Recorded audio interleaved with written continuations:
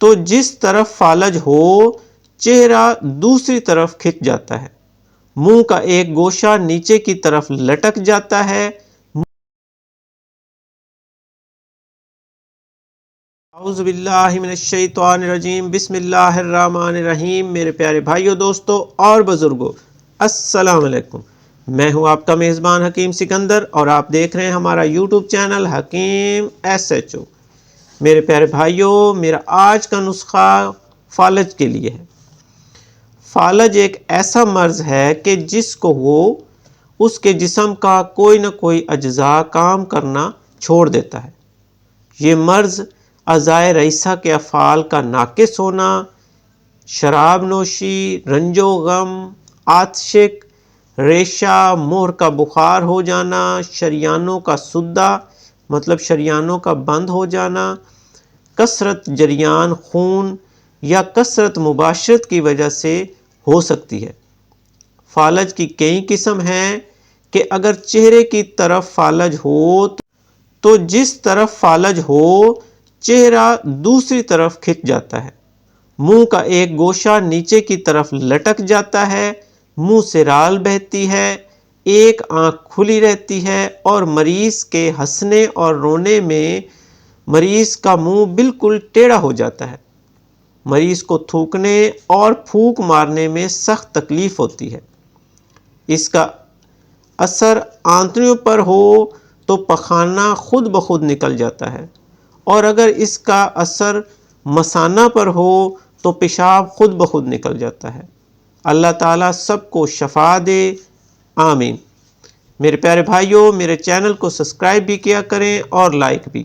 چلتے ہیں اپنے نسخے کی طرف بغیر کوئی ٹائم ضائع کیے۔ نسخے کا ٹاپک ہے فالج کا علاج۔ اس میں میرے بھائیوں سب سے پہلے آپ نے لینا ہے تخم ہرمل۔ یہ آپ نے لینا ہے 10 تولہ۔ نمبر 2 پر آپ نے لینا ہے دودھ گائے۔ یہ آپ 2 کلو لے لیں۔ نمبر 3 پر آپ نے لینا ہے دیسی گھی گائے کا۔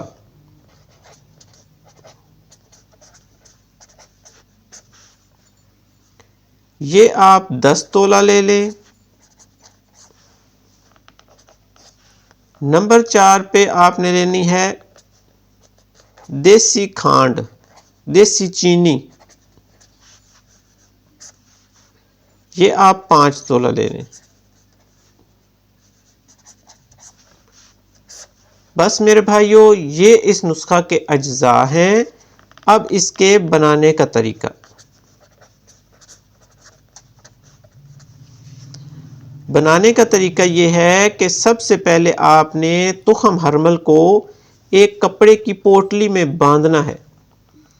اس پوٹلی کو باندھ کر دودھ میں پکائیں۔ جو یہ 2 کلو دودھ گائے کا ہے، اس میں آپ نے اس پوٹلی کو ڈال کر اس کو اچھی طرح پکانا ہے۔ جب دودھ آدھا حصہ خشک ہو جائے تو دیسی گھی اور دیسی چینی جو ہے وہ اس میں ملا کر اس کو ڈھک دیجئے۔